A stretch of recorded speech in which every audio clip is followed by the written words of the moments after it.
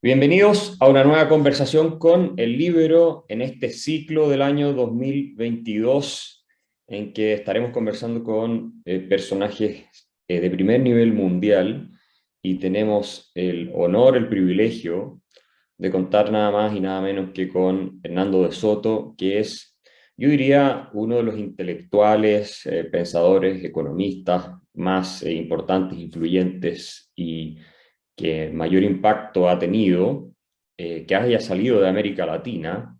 Es peruano, como ustedes saben, no necesita mayor presentación, acá en Chile lo conocemos mucho, pero yo he sido muy influenciado en mi forma de ver el mundo por este libro que está acá, que es el clásico de Mystery of Capital, el misterio del capital, y que realmente es un cambio de paradigma en la manera en cómo entendemos los temas de desarrollo, pobreza y todas esas cosas.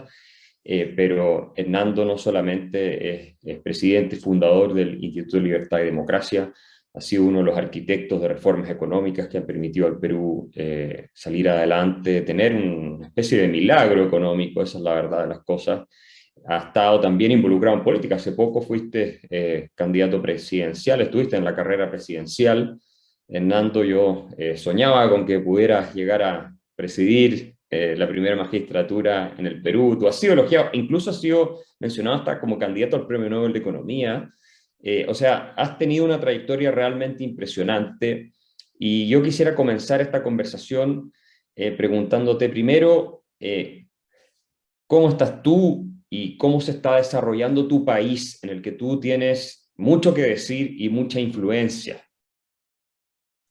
Bueno, yo me siento bien, con ánimos, porque tengo la triste vocación de ser como un oncólogo, pero le va bien a los oncólogos cuando hay cáncer, entonces estoy lleno de cosas que hacer. El Perú está en cáncer, no terminal, pero rara vez hemos estado tan mal como hoy. El tema es que tuvimos aquí un fenómeno que espero algún día sea analizado desde el punto de vista de políticas de identidades, que nos ha llevado a una situación de vulnerabilidad que no debería existir sino por una serie de hechos fortuitos. Tenemos un partido comunista que se llama Perú Libre, que obtuvo el 1%, que tiene tradicionalmente el 1% del voto, sí, eso.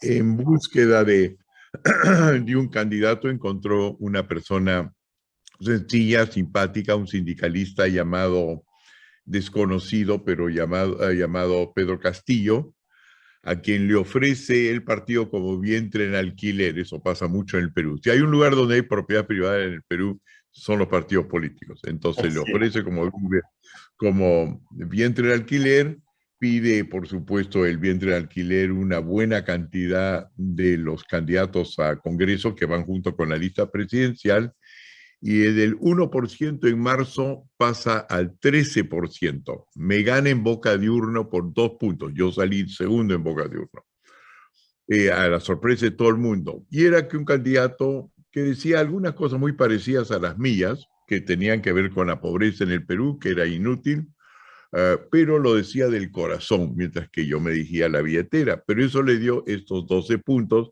lo cual lo hizo pasar a segunda vuelta. Entonces tienes que el Partido Comunista con 1% llega a entrar a la segunda vuelta de elección con un 12% que se lo da a un candidato sencillo con un sombrero grande, un lápiz, pero 4 mensajes sencillos. Pasa a la segunda vuelta con Keiko Fujimori, Mm. que tiene un apellido que en el Perú causa mucha resistencia, y esa resistencia hace que él la supere. Ergo, el Partido Comunista con un 1% en marzo resulta en junio teniendo el 51% del voto. Eso es política de identidades, ¿no? En inglés, identity politics.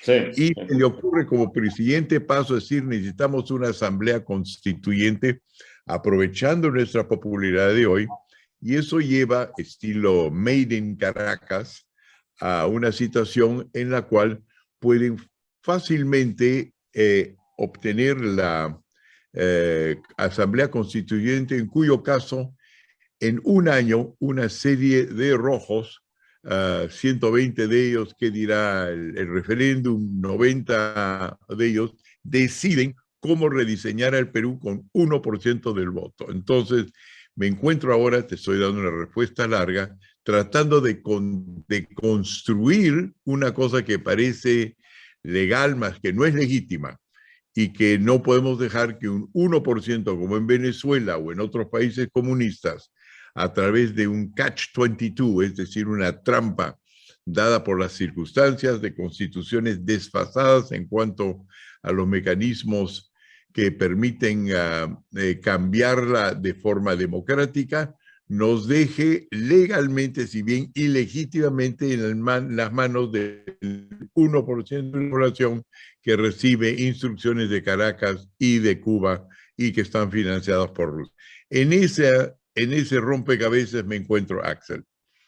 Qué difícil es, mira, similar a lo que estamos experimentando en Chile. Hay diferencias, pero también hay similitudes. Tenemos, tú sabes, esta convención constituyente que acaba de presentar un borrador con 499 artículos, ¿no? Y que te podría contar, pero hay varias cosas que son una locura, pero el asunto es que dentro de esta convención constituyente la izquierda y la izquierda extrema tuvieron prácticamente más de 2/3, 3/4 de los votos. ¿Por qué? Porque cambiaron el sistema electoral para lo que fue la realización de elecciones para convencionales. Entonces no pasó lo que pasa en el Congreso chileno, que si tú lo ves hoy día está casi 50 y 50 en el Senado y muy parecido en la Cámara de Diputados. Entonces está muy sobre representada la izquierda en la convención y bueno, ya han presentado una propuesta de constitución en el caso de Chile que tendremos que votar el 4 de septiembre con un tufo chavista clarísimo. Y te quería preguntar entonces, ¿tú piensas que no hay conexión entre lo que está ocurriendo en el Perú, por ejemplo, y lo que está pasando en Chile? ¿O tú lo ves parte de un fenómeno? Porque acá la identity politics está también muy marcada. De hecho, nuestra constitución se ha acusado por ser indigenista, marcadamente indigenista, en un país como Chile en el cual la población que se autoidentifica como indígena está en torno al 10% máximo. Pero se da una serie de privilegios, garantías, se crean sistemas de justicia paralela que antes no teníamos, se les da autonomías territoriales que nunca tuvimos en Chile, etcétera.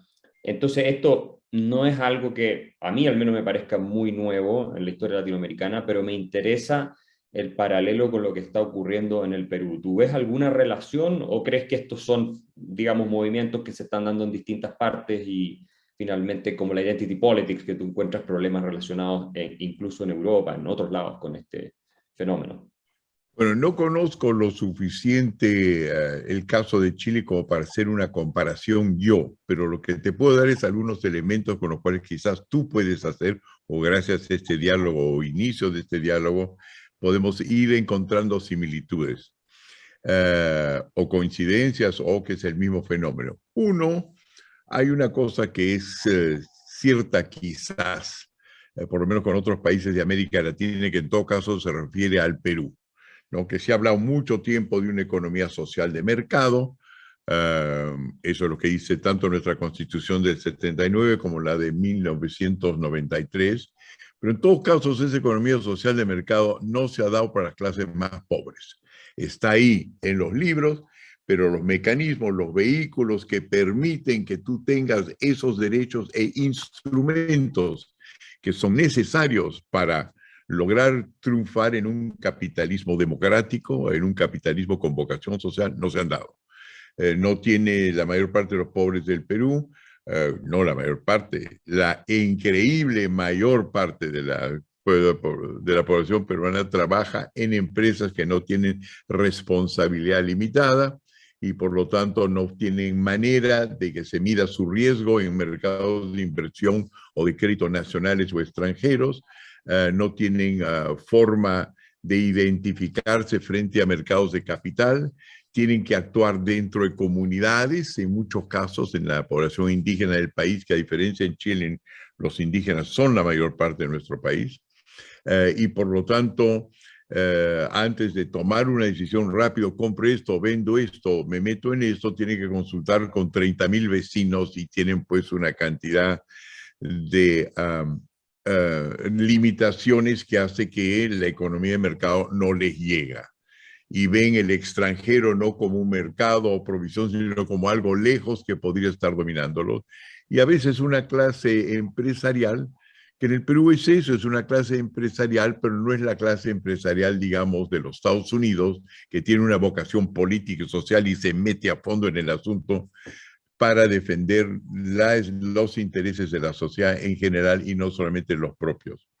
Dicho eso, la forma como nosotros estamos combatiendo el asunto, yo acabo de terminar ahora, hemos llegado en un programa de televisión a 8 millones de peruanos, que es un montón de peruanos, en el cual yo traje aquí la persona con la cual yo negocié la situación de la Constitución del 93 hace pues ya casi la friolera de 28 años, 27 años.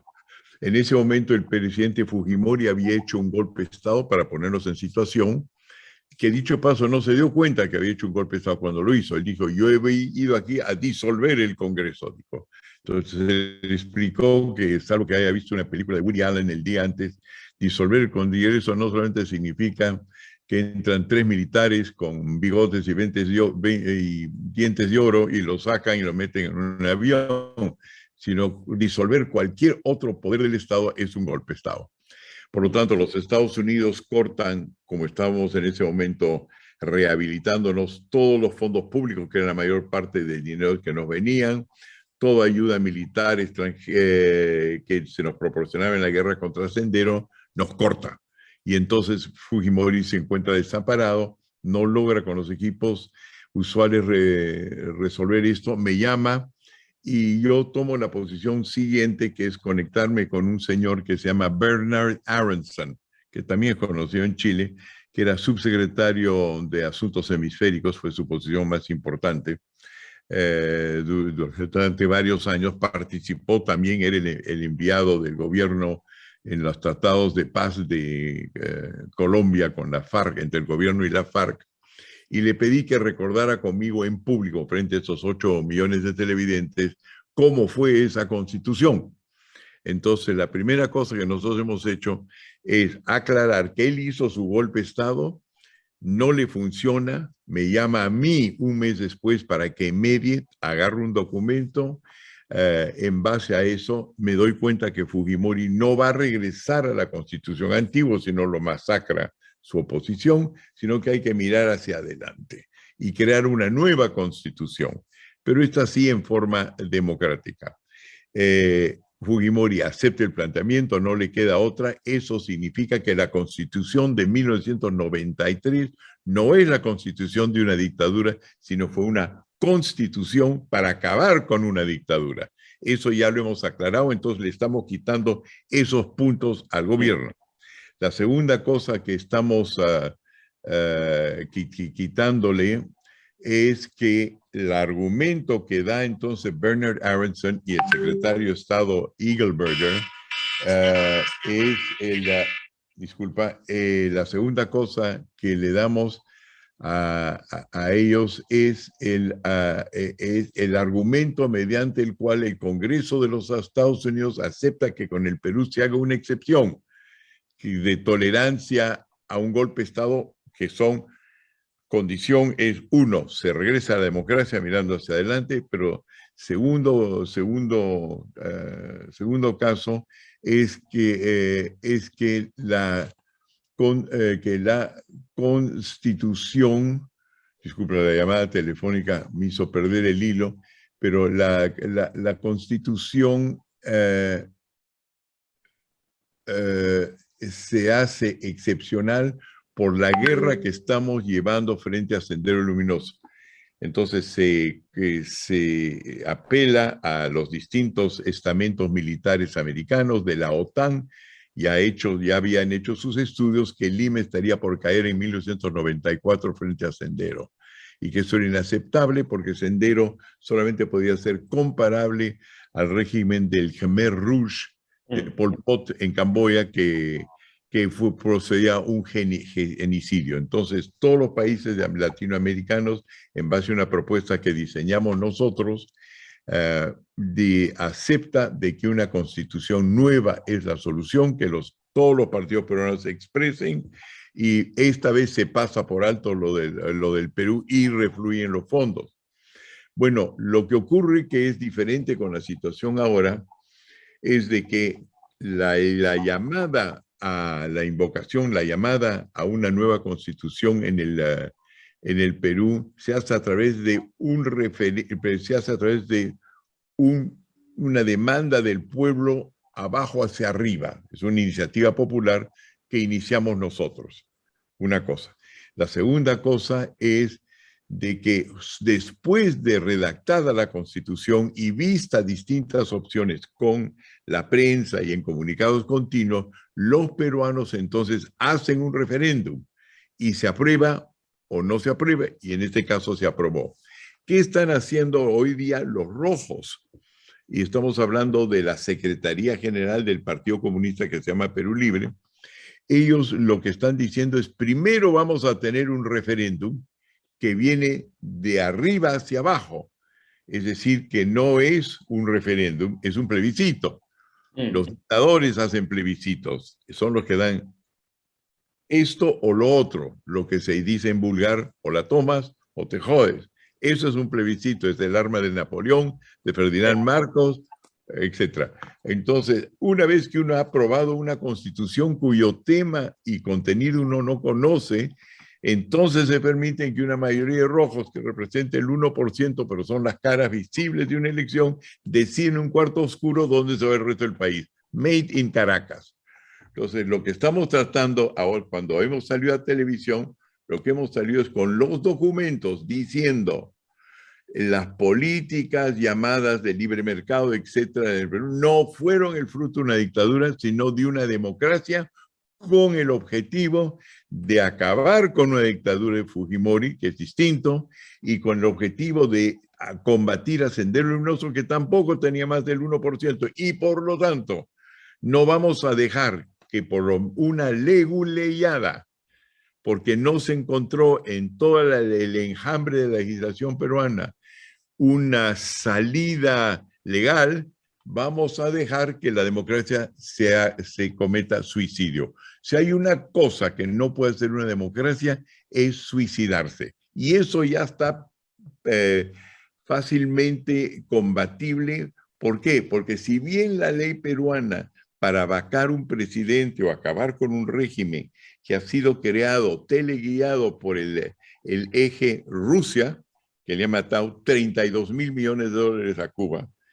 Cuba, que ha entrenado al secretario general del Partido Comunista del Perú, igualmente como lo entrenó a Maduro, no pueden, sencillamente porque no encontramos la salida de entre la Constitución, lo que en inglés se llama an infinity clause, es decir, una cosa, un freno que vale en cualquier circunstancia si no se ha desfasado, vamos a dejar que se nos enclaustre. Y eso permite para nosotros invocar lo que se llama el principio de protección. ¿Qué ocurría cuando Rusia en la guerra, y termino con esto, en la guerra que tenía con los Estados Unidos, acordaron con los Estados Unidos que no se iban a enfrentar sobre la tierra, ¿no es cierto?, en armas? Lo que hicieron los rusos es combatir a través de lo que en inglés se llama proxies, es decir, a través de terceros. Si eso ocurre, entonces uno puede recurrir al derecho internacional que dice que con agresión de afuera el país tiene otros métodos para combatirlo que su propia legislación, y ese es el camino por el cual estamos yendo a Axel, porque lo que están haciendo los rojos en este país es aprovechar un accidente y la falta de recuerdo de qué es lo que ocurrió con la Constitución de 1993. Bueno, pero las probabilidades de que tenga éxito el Partido Comunista o los comunistas en crear una asamblea constituyente finalmente, sacar una constitución a su medida, que sería probablemente el fin de la democracia como la conocemos en el Perú, ¿qué tan alta es? Bueno, yo creo que yo creo personalmente que los vamos a parar. Los vamos a parar porque el argumento principal que tienen es de que hay que ir contra la constitución indigna creada por una Dictadura. por una dictadura. Entonces, al haber comenzado a probar ahora con documentos y todo, porque recién se desclasifican los documentos de la Casa Blanca, aunque algunos de ellos habían ya salido con Wikileaks, destroce ese argumento. Eso puede viajar muy rápido. La otra cosa que estamos empeñados en revisar y discutir es si se necesita una nueva constitución.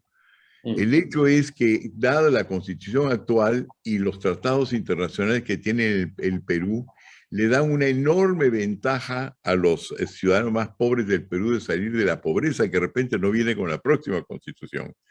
Pero el hecho es que la gente se olvida que muchos de los argumentos sacados por dos convenciones de la OIT, que seguramente son tanto aplicables a Chile como al Perú, dicen la cosa siguiente, que todos aquellos, en el caso del Perú es clarísimo, todos aquellos que tienen propiedad superficial, que son mayormente nuestros indígenas, que viven, por supuesto, en comunidades y caseríos encima de los grandes recursos naturales, tienen derechos de propiedad intangibles sobre ellos y el derecho a hacer el ejercer ese derecho de propiedad y convertirlo en crédito y capital en mercados extranjeros. Es decir, que pueden ser parte de la inversión privada o pública. Además, tienen que ser parte de ella y por lo tanto introducirse al mercado. Y el hecho es que cuando alguien me ha dicho, oiga, pero estos son tratados vinculantes, a pesar de cómo fueron dirigidos, la verdad es que absolutamente lo son. Todo ya a través de tratados de libre comercio, tratados bilaterales de inversión, ya son leyes en el Perú, son 1.649 leyes. Dicho de paso, el primero de estos acuerdos, que la llaman la 169, que es el convenio internacional para hacer consulta, también recibió un segundo espaldarazo, si se quiere, en esa filosofía, con la ley sobre el convenio internacional sobre la dimensión social de la globalización, en la cual yo participé como único latinoamericano bajo la tutela de un chileno, amigo mío, que se llama Juan Somavía Altamirano, pero que con los contenidos de acuerdo lo hicimos Sweeney, que era el jefe de la AFL-CIO, era Joe Stiglitz y yo, donde insistimos que la OIT cambie su idea de que los marginados eran víctimas del capitalismo, sino más bien eran aquellos que no tenían los instrumentos para triunfar en el capitalismo, y este convenio internacional les dio la posibilidad de hacerlo, y desgraciadamente fue ignorado por la mayor parte, no solamente laboralistas, sino capitalistas del mundo. Nosotros lo estamos poniendo al día para decir de que cambiar la Constitución es cambiar eso, y lo que hay que hacer es poner en ejecución el hecho que hemos determinado, que no es que el capitalismo sea malo, sino que no ha sido articulado. Es decir, no basta decir a nuestro país, no basta decir todos somos libres, la libertad también se implementa y no hemos implementado los mecanismos que les permiten a los más pobres de nuestros países participar en el mercado y vendido en una forma en la cual ellos lo entiendan. Claro, y no tienes una oposición ideológica muy feroz de parte del establishment intelectual, los periodistas, académicos, a que tú puedas implementar ese capitalismo, digamos, para que se beneficien la gente más pobre, porque hay gente que prefiere, entre los intelectuales de izquierda es muy común, que se sigan viviendo en la condición en la que se encuentran, en sus comunidades indígenas, en fin, con tal de evitar que se introduzcan ellos al mundo moderno, que formen parte de todo este progreso. Sienten que se pierde algo con eso, yo creo que es absurdo, pero tienen el poder retórico para bloquear muchas veces estos avances, y el poder político incluso. ¿Sabes? La parte interesante en el Perú es que en todas las comunidades andinas, si hubiese estado mejor preparado para esta conferencia, te enseñaría las fotos donde nosotros vamos y convocamos, por ejemplo, a los llamados mineros informales, que son 4 veces más grandes que todos los mineros formales del Perú. Increíble. Están en todas partes del Perú, tú vas a ver que están mayoritariamente a favor de lo que estamos diciendo, pero no encontramos oposición. Nuestra posición más bien, pero no es una posición abierta, porque no se les ocurre debatirlo, porque ¿cómo vas a debatir en un país donde sobran los minerales que aquellos no explotados puedan ser explotados por compañías que no están articuladas para entrar?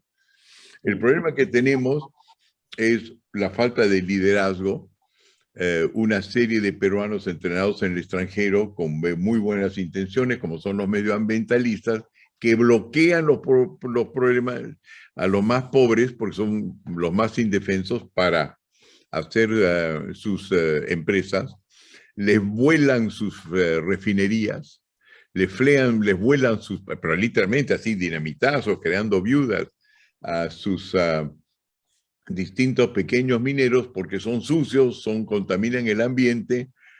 Claro, pues a gente con poco capital, con absoluto o casi nada, los dejan fuera de juego. Por otro lado, mineros grandes para los cuales digamos, los problemas de que tiene la mayor parte de la gente son problemas que no están en su ámbito. Ellos son empresarios nomás, ¿no? Y por otro, y en tercer lugar, una clase política que es así, no la comprende. Entonces, no es un problema de que hay un resentimiento popular contra esto, pero una falta de entendimiento. Y ¿sabes qué es, Ángel? Es que me encantaría tener una botella, pero no tengo una botella, tengo este pomo, ¿ya? Esto es los minerales del Perú, que como Chile, pues un montón de cobre, y tenemos litio, y tenemos todas las cosas que el mundo post-COVID va a necesitar, porque es el mundo de telecomunicación. Todas las pantallas de las cuales hablamos tienen plata, y necesitamos litio y cobre para hacer la ruta, la seda, para hacer todos los mecanismos que nos van a comunicar en el mundo. Y todo eso está bajo la tierra. Entonces acá está. Esto es el subsuelo peruano, ¿no es cierto? Ahí están todos los minerales. Pero ocurre que gracias a estos convenios de la OIT se ha reconocido que quien vive encima tiene un derecho de propiedad, que tiene los mismos derechos que tiene cualquier compañía. Entonces, si tú tienes una compañía grande que viene de afuera y quiere llegar al fondo de esto, tiene que comprarle a esto, a los pobres esto. Tú dirás, pero el mineral está acá abajo, sí, pero yo tengo pues la carretera, cosa que si usted no me mete en el asunto, no sale. Es como decir, yo soy dueño del Pacífico y el otro es dueño del Atlántico, pero si el canal de Panamá no me deja pasar, no paso, pues, porque esto también es un derecho de propiedad. ¿Ya? Claro. Entonces, lo que ocurre es que las comunidades peruanas, donde está la gente inquieta, etcétera, lo que no tienen es cómo negociar, porque no se les ha dado empresas privadas que tienen responsabilidad limitada, identidad que les permite acceder a crédito, todos los mecanismos de resolución de conflictos, todo lo que viene con el derecho corporativo, sin el cual es como tener una carretera, pero no tienes automóvil. No tienen automóvil, no tienen el vehículo, el abrelatas, el instrumento con el cual operar. Entonces, lo único que tienen es una organización política, sindicato, gremio, convención internacional socialista, lo que tú quieres. Entonces, esta negociación con la compañía privada o quien sea que quiera invertir se vuelve un conflicto político. Los políticos no están hechos para negociar esto, y cuando lo negocian son como sindicalistas, que es que un convenio o un contrato no es una cosa que se honra para siempre, es una etapa en la subida de los ingresos de los que están acá. Si nosotros no convertimos a nuestros pobres rápidamente en empresarios con los mismos derechos que los grandes, olvídese usted de las MIPES, las pymes, pequeñas empresas, microempresas, que son minusválidos, que no tienen los instrumentos de los grandes, sobre pretexto de protegerlos, no pueden ser identificados en los mercados de capital, ni los de créditos, ni salir adelante.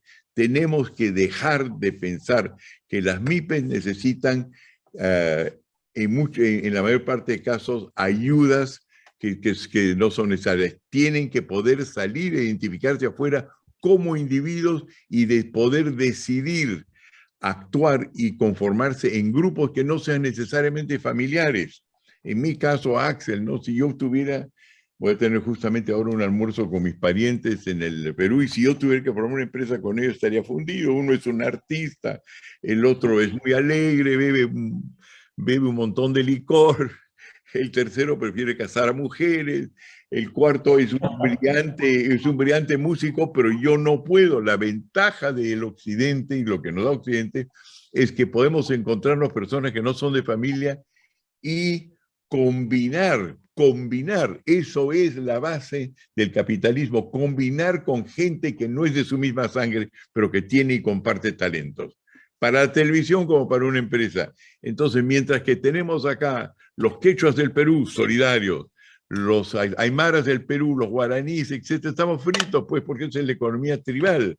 La economía tribal no da lugar a la capacidad de combinar talentos que tienen los anglosajones, los alemanes, la gente del norte, el mercado común europeo, de que escogen cuando deciden hacer una película los mejores actores, no los que son igual a uno, los mejores actores, los mejores de lo que sea. Hasta que eso no haya cambiado, no vale una constitución que sencillamente dice todos somos iguales. Hay que hacerlos iguales y para eso lo que hay que ver es darse cuenta que la organización empresarial tiene varios instrumentos sin los cuales es imposible que actúen dentro del mercado, no importa cuán libre sea.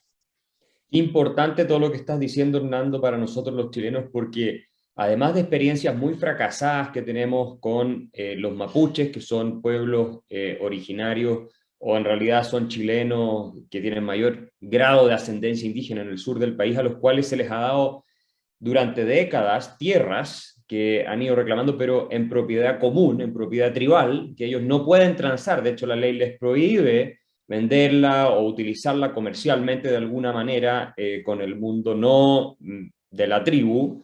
Ahora en la nueva constitución, en la propuesta constitucional, se crean, y esto es por primera vez en la historia de Chile, autonomías territoriales indígenas, donde la legislación que va a regir y las normas que van a regir son las supuestas normas del derecho tribal indígena de estos grupos, y por lo tanto no va a regir el derecho formal del Estado de Chile, más que de manera muy distante, y en consecuencia todas estas regulaciones, o instituciones, mejor dicho, que son propias del derecho de propiedad y la posibilidad de integrarte en una economía moderna, van a dejar de existir. Y no solamente eso, la nueva constitución que nosotros estamos planteando va de nuevo en contra de lo que tú has defendido durante tanto tiempo. Este libro, insisto, para mí es de lo mejor, todo el mundo lo deberá leer. Sostiene que además va a haber la posibilidad de reclamar cualquier parte del territorio nacional por parte de personas de pueblos originarios para que se les sea restituido por parte del Estado, con lo cual además se crea incertidumbre jurídica en esas partes del territorio que son de propiedad privada, incluyendo la minería y todo eso. Entonces lo que tú estás diciendo, como la experiencia peruana, es muy útil para nosotros chilenos porque estamos avanzando precisamente en la dirección que tú dices que no tenemos que ir. En vez de ir hacia lo tribal, hacia lo originario, hacia eso, deberíamos ir hacia el mundo moderno, hacia las instituciones del derecho de propiedad, del mundo anglosajón. Y esto está avalado por la clase política chilena, buena parte de la clase política chilena. Tú sabes, dos cosas, reflexiones me vienen a la cabeza escuchándote, Axel, con mis pobres conocimientos sobre Chile. Una cosa que nosotros estamos propiciando ahora es una gran alianza anticomunista para distinguir al comunismo del resto de la izquierda, porque las cosas que tú estás diciendo ahí, que son eminentemente comunistas y ni siquiera comunismo moderno, eso no es eurocomunismo, es el verdaderamente Primera Guerra Mundial casi, ya, es el dañino. Entonces, te digo, no los argumentos que debe ser Chile, porque yo no sé nada de Chile, pero por el caso del Perú, lo que estamos diciendo es, mira, no me ataquen a todos los empresarios privados al Foro de Sao Paulo, porque ustedes están poniendo a toda la izquierda en una misma bolsa. Lula no nos va a invadir. Lula no tiene peligro ideológico. Kirchner pueden ser corruptos, todo lo que tú quieres, pero tampoco nos van a invadir. Estos no van a tomar control del Perú, etc. Quien sí está tratando de hacerlo es Caracas, Cuba y Moscú. Entonces vamos a singularizar esos que son una minoría y que son la yema y que tienen todos los recursos de inteligencia, que tienen gente preparada a través de decenas de años para infiltrarse, para ser agentes durmientes. El señor Cerrón del Partido Comunista del Perú, que es la persona más poderosa hoy día en el país, ha sido entrenado en Cuba por la CAGE, por los servicios de inteligencia de Cuba, con la expertise tanto de la KGB, que ahora debe tener otro nombre, pero así se llamaba, los servicios de inteligencia, con los servicios de inteligencia de la Stasi alemana, y estos no están ahí para comunizar a los peruanos, porque no están en esa onda, pero sí están, les encantaría decir, yo tengo bases a los americanos, que son sus grandes enemigos. Yo tengo bases en América Latina, así como usted quiere bases en Europa del Este, Ucrania, Moldavia, Polonia, etc. Bueno, yo también las tengo, pero en América Latina se llaman Cuba, se llaman Caracas, y ahora de repente le metemos Colombia y le metemos Perú y de repente le metemos Chile. Ahora, ¿le gusta eso? Entonces somos parte de un problema muchísimo más grande que solamente local, ¿no? Dentro de los cuales no nos damos cuenta, pero la capacidad de inteligencia de estos países, mira lo que han hecho. De un día al otro, los Estados Unidos lo han convertido a Putin, que era visto como una figura atlética, inteligente, discutía, debatía y le ganaba a periodistas, lo han convertido en Godzilla, en Drácula, así, ¡pam! De la misma manera como los Estados Unidos ganó la Guerra Fría en Europa, ¿no es cierto? Cuando se colapsó el comunismo, si tú exceptúas a Rumanía, se lo bajaron sin un solo disparo. Entonces, esos mecanismos que tienen tanto los americanos como tienen los regímenes autoritarios, en esa guerra nos encontramos. Si entonces aquellos que creemos en la libertad no aceptamos alianzas que nos permitan comunicar, pasar información, tener inteligencia que es necesaria para cambiar la mente de la gente, estamos perdidos. Tenemos que darnos cuenta que esto no es un problema solamente peruano, es una cosa más grande. Yo estoy de Segundo, acuerdo. Sí, segunda, habla. segunda cosa, el ejemplo de Mead, no sé si te acuerdas con relación al lápiz, pero Sí, más el o menos, Solís, sí. Ujú. claro, si este lápiz para ser creado con madera peruana de nuestras enormes selvas, necesita no solamente la madera, sino 17 ingredientes distintos. Grafita de Sri Lanka, el borrador es petróleo de Arabia Saudita, esto que une el borrador al lápiz es zinc del Perú, cobre de Chile y níquel negro de Nigeria. Si tú no tienes eso, no puedes crear un lápiz. Entonces, si ustedes le dan a todos sus indígenas tierras, pero no le dan la posibilidad de reunirse en distintos grupos, hacer cera es distinto a hacer grafita, etcétera, los están condenando a una estructura de producción preindustrial. El objetivo mismo de Marx era cómo adaptar lo que él llamaba el capitalismo primitivo a una economía industrial, es decir, donde la gente y los factores de producción son diversos y se recombinan y combinan en la forma como dicta el mercado. Lo que le preocupaba a Marx era que la clase obrera sea, ¿no es cierto?, bien compensada, pero que se necesitaba diversidad, me parece totalmente lo contrario de lo que tú me acabas de indicar está ocurriendo en Chile y lo que se quiere hacer en el Perú. Es decir, no es solamente un régimen alternativo, es un regreso al pasado. Es decir, que no tenemos ni siquiera la posibilidad de tener marxistas sofisticados, nos tocaron los más tontos del planeta. Sí, es el primitivismo absoluto. La verdad es que es deshacer la llegada de Occidente. Ahí había sido interesante porque como los indígenas están sobre representados en esta convención constituyente en más de 10 veces o 11 veces lo que debieran estar, la discusión fue siempre esto de que España había llegado a arruinar América y había llegado a arruinar a este buen salvaje que vivía en nuestra región. Entonces, hay una retórica en torno a todo esto que justificaría volver a ese periodo, ni siquiera preindustrial, es precivilización occidental incluso. Y cuando tú ves los resultados de las tierras en colectivo que les han entregado en el sur de Chile, que son cientos de miles de hectáreas, no producen nada. Es decir, se las han pasado y la producción es cero. Y Sí. creen que dándoles subsidios de cosas del gobierno y dándole algunas herramientas para trabajar y semillas, van a producir. Y no producen, porque no tienen lógicas de mercado como las tienen los demás chilenos. Entonces, estamos en ese problema que es muy grave y yo creo que sí hay una sintonía entre lo que está pasando en el Perú con lo que está pasando acá. Digo, el Partido Comunista Chileno controla el gobierno hoy día y el Partido Comunista Chileno es un brazo, digamos, de Cuba. Está muy relacionado con Cuba, al menos sectores del Partido Comunista. Y son militantes de vieja escuela, ¿no? Que siguen justificando hasta el día de hoy también el régimen de Maduro y todo eso. Entonces, si se aprueba esta nueva constitución, va a ser, yo creo, interesante y también triste, Hernando, para ti, observar Chile, que es un país muy próspero en muchos indicadores en las últimas décadas, ver cómo por retroceder en estos elementos de propiedad moderna, de mercados modernos, termina por tal vez incluso implosionar económicamente, al menos un sector de la sociedad y de lo que es el país.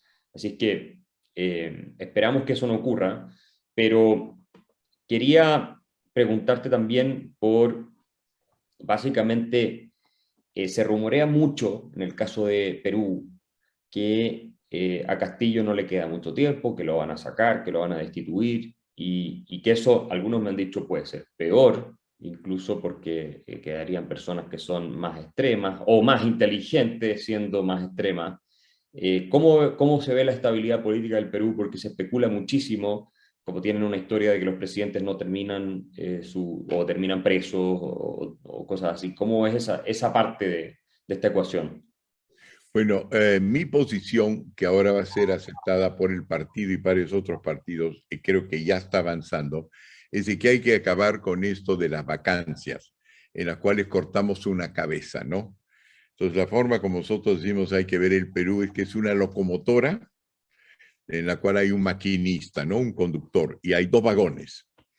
Uh, un vagón tiene 16 millones de personas, que son los peruanos, que mal que bien les ha ido bien en los últimos 30 años, o creen que les va a ir bien. Y hay otro vagón donde hay aquellos que con el COVID, la enfermedad, la recesión mundial, han perdido la esperanza. Así estamos el país, 50-50. Entonces, lo que hemos hecho en el curso de los últimos 4 años es 11 veces nuestros imaginativos parlamentarios no han pensado en otra cosa que vacancia presidencial. Y en 5 veces han tenido la oportunidad de ejercer esa vacancia. Y cada presidente es peor que el otro, lo cual indica que el problema no es el maquinista, ¿no es cierto? Sino el problema es todo el ferrocarril. Y para tirarse abajo todo el ferrocarril, entonces hay que darse cuenta que no está funcionando. Y efectivamente, como tú dices, nosotros nos hemos opuesto a la vacancia porque efectivamente quien viene de segundo vicepresidente y de primer vicepresidente y segundo vicepresidente en el Perú son bien preparados y uno definitivamente hecho en Cuba, cosa que lo único que estaríamos yendo es, como se dice, sin querer despreciar a un país latinoamericano, pasar de Guatemala en Guatepeor. Eso es lo que va a ocurrir. Entonces, lo que estamos viendo es de qué manera se puede efectivamente, cuando está probado de que hay una injerencia extranjera, evocar el derecho internacional, no para pedir que vengan tropas extranjeras, pues eso es un absurdo, pero para poder discutir nuestras salidas dentro de un ámbito muchísimo más grande y hasta histórico.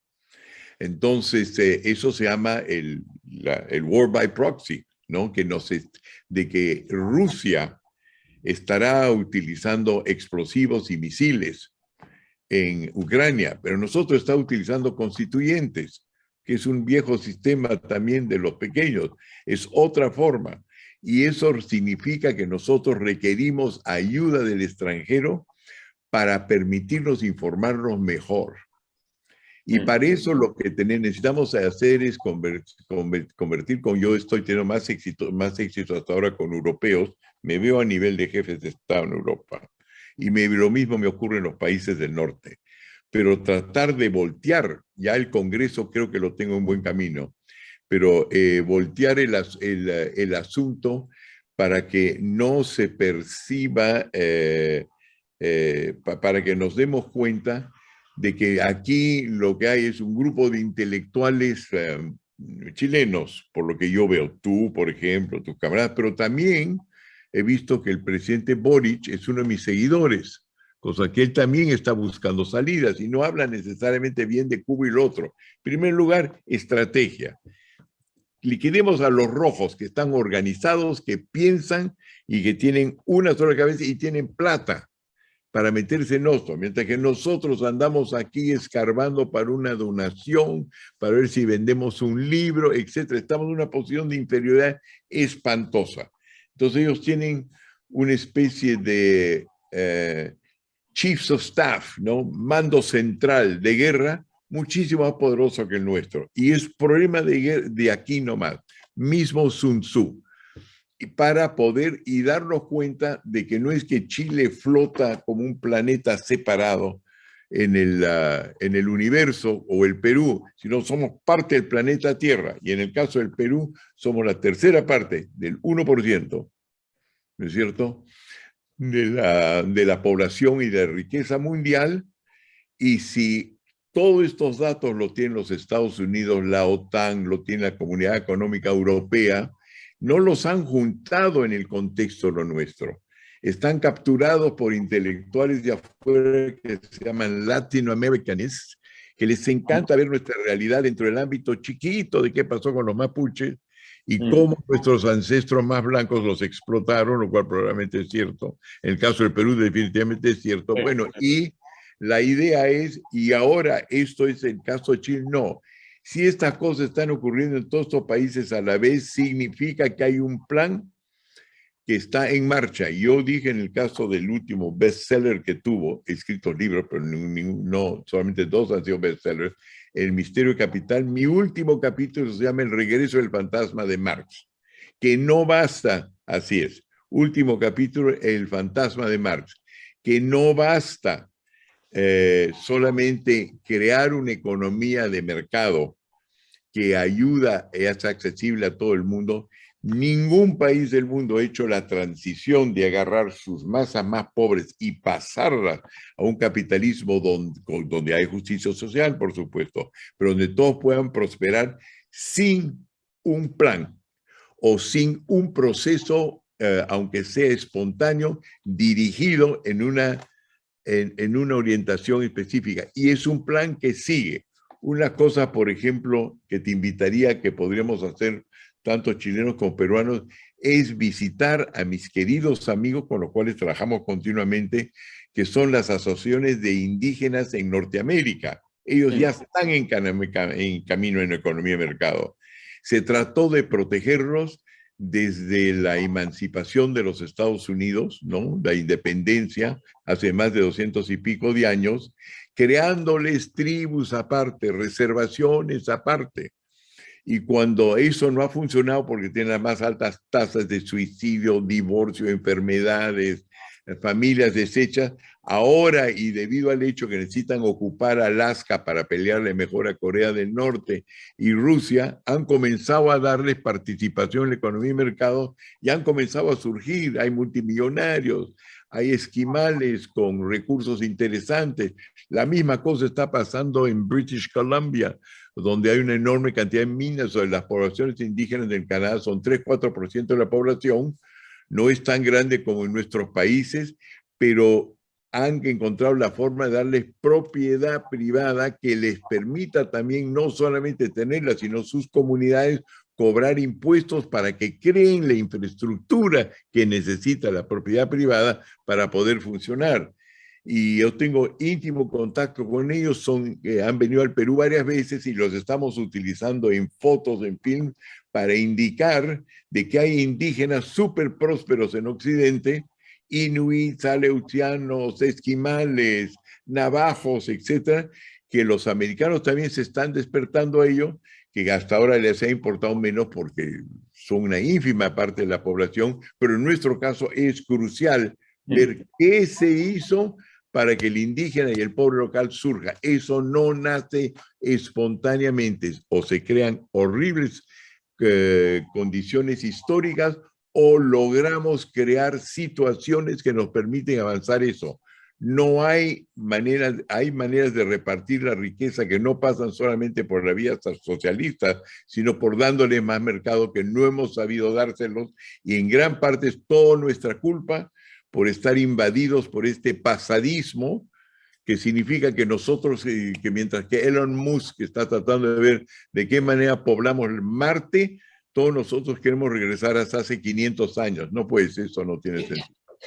Sí, eso es verdad. Y por último, Hernando, ¿qué, aparte de tu libro, que lo recomiendo, El Misterio del Capital, a todo el mundo, y lo recomiendo en todas partes y lo cito en todos lados, qué escritos de estos temas has publicado tú o dónde podemos encontrar más información respecto a esta experiencia que se está viendo en Norteamérica con las tribus indígenas o con la gente de origen indígena que está incorporándose a la economía moderna?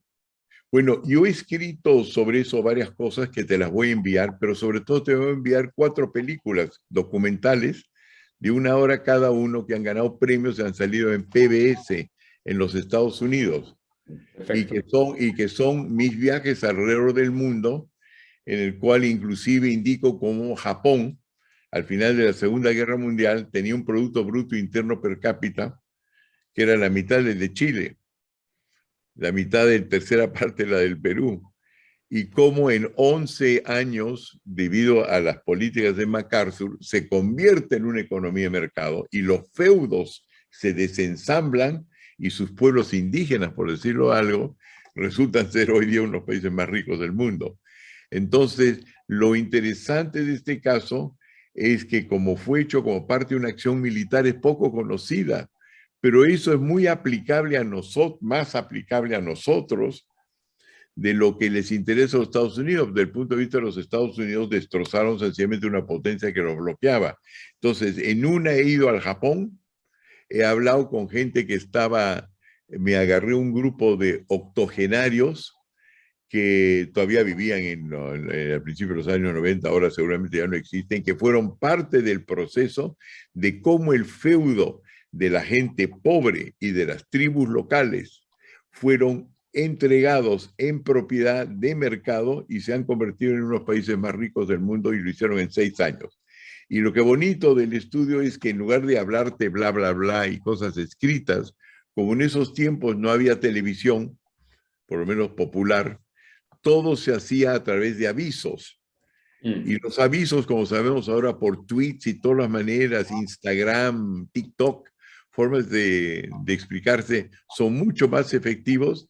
Te voy a pasar los afiches que indicaban cómo los de abajo pueden subir hacia arriba con el capitalismo, y esa es la base de Singapur, es la base de Japón, y de los 3 países más ricos del mundo, que interesantemente están en territorio chino o semichino: Singapur, Macao y Hong Kong. Son más ricos que cualquier país árabe donde se dejó que exista un enclave de economía de mercado y salió adelante. Esos son nuestros verdaderos ejemplos, porque si no también nosotros, las clases más pudientes de América Latina, lo asociamos que la riqueza de una manera u otra tiene que ser blanco, y eso no es una fórmula para el éxito. No, y es totalmente injusto y además es falso. Entonces vamos a ver cómo acceder a esos documentales. Ojalá no sé si están en YouTube, pero si no te pido te los voy a pedir que me los Sí, envíes por mail o... yo voy a hacer eso. Mira, yo los tengo, yo soy pues vieja escuela, ¿no? Entonces los tengo en mis cassettes, Listo. pero sé que están en YouTube. Le pido a mis colegas y te lo estoy enviando mañana o pasado.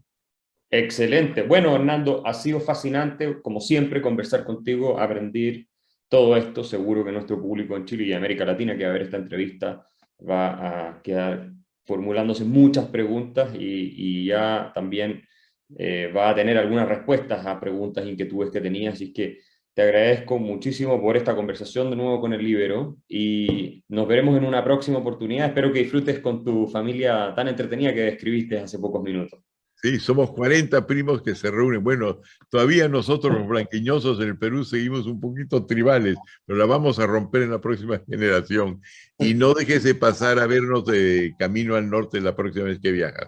Seguro, les escribo y nos juntamos por allá en Lima. Un abrazo. Excelente. Un abrazo, Axel. Gracias por la entrevista. Hasta luego.